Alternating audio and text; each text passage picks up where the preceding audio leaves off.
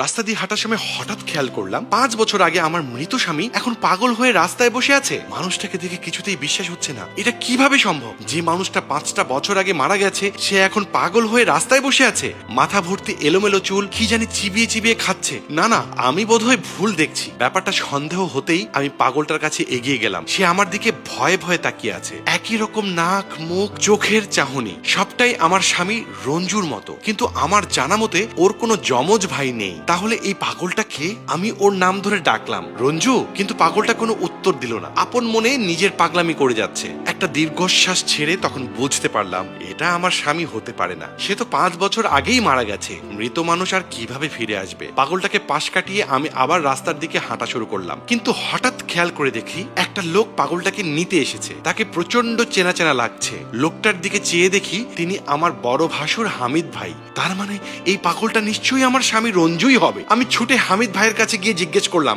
হামিদ ভাই, আপনি এখানে? আর এই লোকটা একদম আমার স্বামী রঞ্জুর মতো, ওকে আপনি চেনেন? হামিদ ভাই আমার দিকে তাকিয়ে আফসোসের সুরে বললেন, ও রঞ্জুর মতো নয়, বরং ও তোমার স্বামী রঞ্জুই। মানে এটা কিভাবে সম্ভব? ও তো 5 বছর আগে বিদেশে মারা গেছে। তাছাড়া ওর না এইডস হয়েছিল? তাহলে কিভাবে বেঁচে থাকবে? তুমি আমার সাথে চলো, সবটা তোমাকে খুলে বলছি। এই বলে হামিদ তার ভাই রঞ্জুকে সাথে নিয়ে একটা জায়গায় এসে বসেন। তুমি তো জানোই বিদেশে কাজ করার সময় হঠাৎ খবর এলো ওর নাকি এইডস হয়েছে। এই নিয়ে তুমি ওর সাথে প্রচন্ড রাগারাগি করেছিলে যে ও নাকি বিদেশে গিয়ে বিদেশি মেয়েদের সাথে মেলামেশা করে এইডস রোগটা বাঁধিয়েছে। তুমি রাগে আর ঘৃণায় ওর সাথে কথা বলাও বন্ধ করে দিয়েছিলে। পরে তুমি ওকে তালাক দিয়ে চলে যাও। অন্যদিকে রঞ্জু তোমাকে হারিয়ে ডিপ্রেশনে চলে গিয়েছিল, কারণ আশেপাশের সবাই ওকে দূরে সরিয়ে দিচ্ছিল। সে কোথাও কাজ করতে যেত না, সব সময় ঘরের মধ্যে বন্দি থাকতো।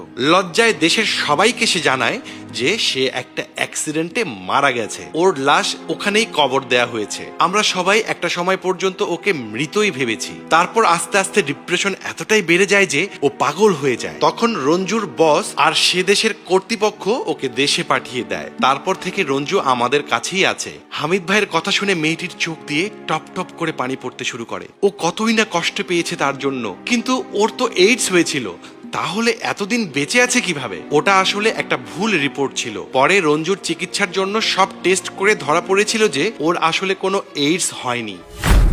আর তুমি একটা ভুল রিপোর্টকে পুঁজি করে ওকে ছেড়ে চলে গিয়েছিলে। আমি রঞ্জুর দিকে তাকালাম। সে এক মনে বিস্কুট খাওয়ায় ব্যস্ত। কি ভুলটাই না আমি তাকে ভেবেছি। হামিদ ভাইয়ের কাছ থেকে উঠে আমি রঞ্জুর পাশে বসলাম, কিন্তু তার আমার দিকে কোনো মনোযোগ নেই। খুব ইচ্ছে করছে চিৎকার করে রঞ্জুর কাছে ক্ষমা চাইতে, কিন্তু এখন আমার হাত পা বাঁধা। হামিদ ভাই রঞ্জুকে নিয়ে উঠে চলে গেলেন।